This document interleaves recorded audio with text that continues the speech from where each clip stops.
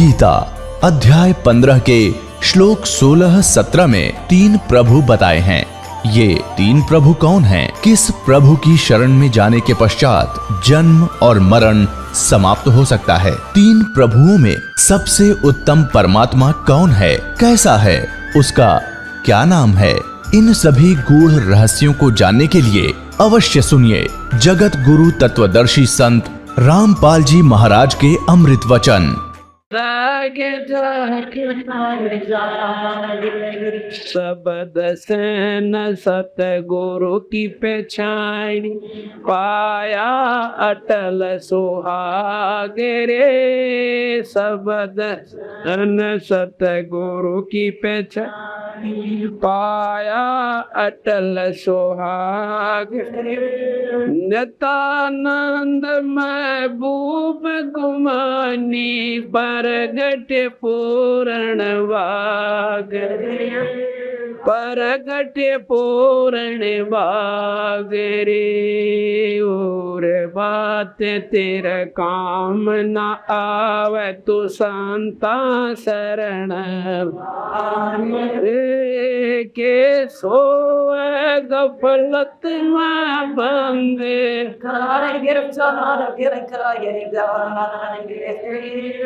जाग जाग नर जाग रे। साथ साहिब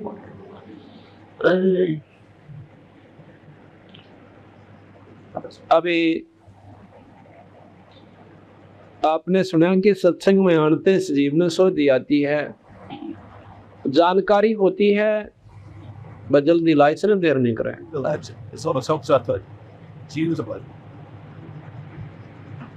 सरने लाग रे भाई के सोवा गफलत में बंदे तू जाग जाग नर जाग रे। जागना क्या है? इस मोह ममता की नींद में, अज्ञानता के अंधेरे में हम अपनी मस्ती में गफलत में फिरते रहते हैं। जागना नाम है कि ये ज्ञान हो जावे कि मानव शरीर परमात्मा ने हमें किस लिए दिया था, इसका नाम जानना है। जिसने इतना विचार हो गया कि हम क्यों आए थे इस मृत मंडल में, और वह कितने हमारे साथी चले गए, और वो के उद्देश्य से लेकर आए थे, और हमारा क्या उनसे भिन्न उद्देश्य है या वही है, ये विचार कर ले। जिस प्रकार हम सुनते हैं कि भाई फलाने तारीख को एक एक्सीडेंट में और एक मारुति कार थी, ट्रक गेला मिट गई, और भाई वहाँ पूरा का पूरा उसमें जितने भी सदस्य थे वो एक ही परिवार के थे, खत्म हो गए। अब इस बात का ज्ञान हो जा कि वो बेचारे जो शरीर त्याग गए एक क्षण के बाद, 1 सेकंड से पहले उन्हें नौ बना जानकारी थी कि हम घर पहुंचाएंगे कि नहीं पहुंचेंगे।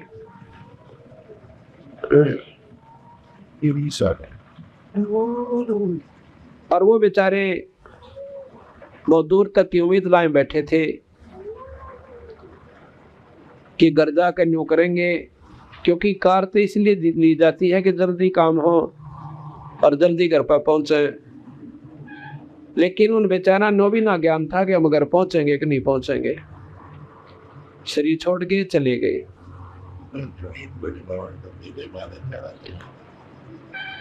इसी प्रकार हम भी अपना उद्देश्य यही मान रखा जैसे उन कार वाले व्यक्तियों का था, भक्तजनों का था। हमारे मरण में कोई भिन्नता नहीं है, और वो बेचारे एक एक्शन पहले सारे विचारों में इसी प्रकार व्यस्त थे जैसे हम बैठे हैं। 1 सेकंड के बाद कुछ भी कोई ना पाया, ना कार रही ना शरीर रहा, और मकान था पर छुट गए तो शरीर ना रहा, और वो बैंक बैलेंस कोठी वो सब पराई होगी। अब ये जागना है कि भाई एक दिन हमारा भी ऐसे ही किसी समय भी यहाँ से जाने का समय आ जाएगा, और उस समय आने के बाद एक क्षण भी हमें यहाँ पर नहीं ग्रहण दिया जाएगा कतई भी।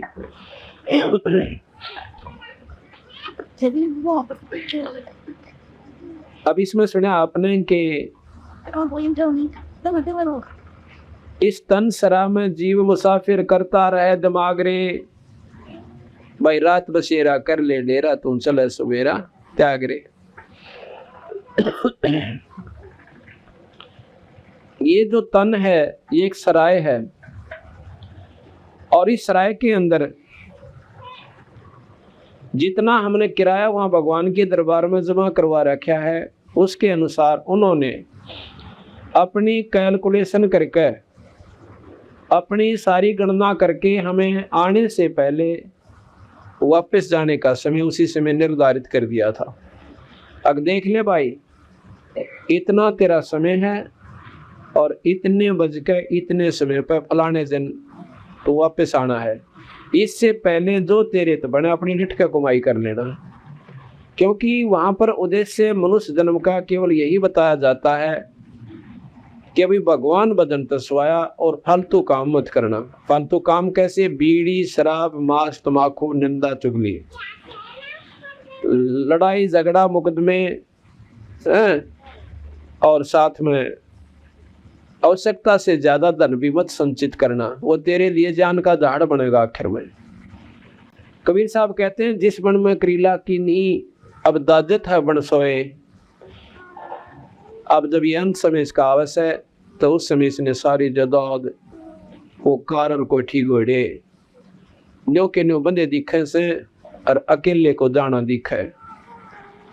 उस समय ये इसकी ममता उस धन में, कोठी और घोड़िया में और कार में रह जाती है। कहते जहाँ आशा ताबाशा हुई और फिर उसी मकान में आकर कुत्ता बनकर बंध जाता है। अब अंत समय में धारणा रहेगी कि मेरा सब कुछ गया, तो निरंजन भगवान ने व्यवस्था बना रखी है, कुछ नहीं गया बेटा, उल्टा आ जाएगा यहाँ पर। कुत्ते का शरीर धारण करके और उसी मकान में आकर अपना रुखाड़ करता ठाठते। तो कृष्ण भगवान ने भी इसी प्रकार गीता में लिखा है कि अर्जुन, ये जीवात्मा मरती को ना भाई अपने पुराने शरीर ने छोड़कर और नया धारण कर ले। से जैसे व्यक्ति पुराने वस्त्र उतार दे और नए धारण कर ले। अब नया वस्त्र मिल गया कुत्ते का और गधे का, उस वस्त्र ने क्या चाटांगे बताओ यार। प्रथम तो मनुष्य शरीर में सुखी को ना, और इस तक गुंडा शरीर कुत्ते और गधे का मिलेगा, वो चोला मिलेगा हमें, वो शरीर यानी वस्त्र मिलेगा। तो यहाँ आ जाओगे। इस तन सरा में जीव मुसाफिर करता रहे दिमाग रे, मेरा रात बसेरा कर ले डेरा, तू चले सवेरा त्याग रे। होए होए। कहते ये एक सारा शरीर, इतना भी तेरा जन्म से, चाहे 80 वर्ष का है, चाहे 60 वर्ष का, चाहे 20 वर्ष का, यह एक सारी रात्रि है। और इस रात्रि में तूने ये सौपन देख रहा है जो बेटा और बेटी से, या मार काट जो तू कर रहा है, भागदौड़ जो तेरी हो रही से, ये सौपन है एक। और ये सौपन जब टूटेगा, जब तेरा अंत समय हो जाएगा, यानी इसको देहांत कहते हैं। जिस प्रकार सपने में ये प्राणी सारी रात बिराना राजा बना रहे और कहीं भी यूं एक झोपड़ी में लेटा रहे, और किसी दिन ने भूत दिखेगा सारी रात इसने, और किसी दिन सर्प दिखा, और जब सोचा उठा उसने कुछ भी ना दिखा है। अरन्यों का यार कुछ भी कोई ना था। और तेरे की कौन था? कहाँ था मेरा राज? कहाँ था मेरा बेटा बेटी? इस प्रकार वो सपन टूटे पाछे कुछ भी ना होता, और बिल्कुल असत्य हो से, और सपने में वो सत्य था। ठीक इसी प्रकार ये आपका शरीर जब छूट जाएगा तो कहते हैं ये सौपन होगा। रात बसेरा या 80 वर्ष की रात्रि है, और इस रात्रि में वो सौपने में घूम फिर रहे हैं। अब सौपन में कोई दुखी है और सौपन में उसका वैद मिल गया तो बीमारी, वो दुख का समाधान हो गया। मरने के बाद जाके तो कुछ भी कोई ना, फिर अपने कर्म भोगने के लिए फिर दोबारा स्मृत मंडल में आ जाएंगे। तो इसी प्रकार इस सौपन में कोई संत मिल जावे, दवाई बता दे, जन्म मरण की बीमारी कट जा, और भाई आप दुखी सो जैसे महादुखी प्राणी, और संत शरण में आकर नाम ले लेता है। नाम लेकर के वो अपना भजन करे, विधि ठीक रखे, तो वो सुखी हो जाता है। ऐसे ऐसे प्रमाण आपको बताऊं जो कति उजड़े पड़े थे परिवार, कोई बीमारी से, कोई देव प्रकोप से, और कोई कई कारणों से, तो नाम लेते हुए ठीक हो गए। परमात्मा ने मेहर करी, उनके ऊपर रजा बख्श दी। तो स्वप्न में इलाज हो गया तो वो सुखी हो गए। और कोई नौका ये कर्म दब भोगने पड़ेंगे और मुक्ति तेरी हो जाएगी, नाम जपे जा, तो वह बेवकूफ बना रहे सांप ने। जब यहाँ तो हमारी बिरान बैठी हो रही, बच्चे दुखी, हम दुखी, शराब का घर में जो है नौका नाच होने लग रहा, और भाई उससे समाधान नहीं हो पाया बीमारी के कारण, या कोई और दुखी, कोई